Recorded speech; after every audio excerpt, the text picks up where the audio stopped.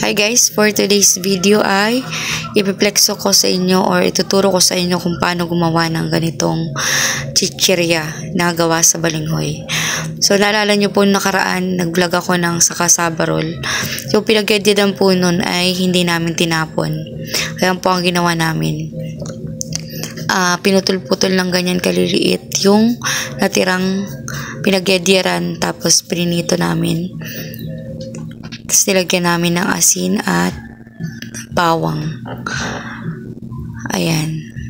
Piniprito po namin. Dapat po talaga yan ay deep fry. Kaso konti yung mantika namin kaya ganyan lang yung inabot. Pero maluluto naman siya. Tsatsagain mo nga lang na haluin ng haluin. Kasi nagdidikit-dikit po yung mga yan habang hilaw pa. Pero pag paluto na po, ganyan ang magiging itsura niya. Unti-unti na po siyang naghihiwa-hiwalay at ayan, malapit na pong maging crispy yan. At nang maluto po ay ganyan na po ang itsura. Nasunog pa nga yung iba. Tapos, dyan po ay nilagyan ko ng dalawang flavor. Yung isa po ay garlic with garlic na yung nabibili po na pinampapatak sa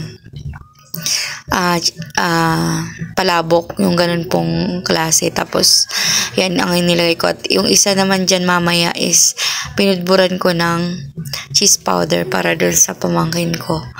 At ayan, napakasarap po nitong pika-pika.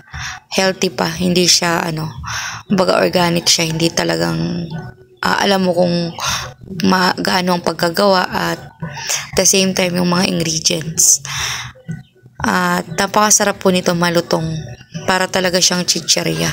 So, try nyo na din pong gumawa ng ganitong klase ng pagkain. Piprituhin lang po yung balinghoy. Hihiwain ng maliliit. Thanks po. Thanks for watching. Bye. See you on my next mini vlog.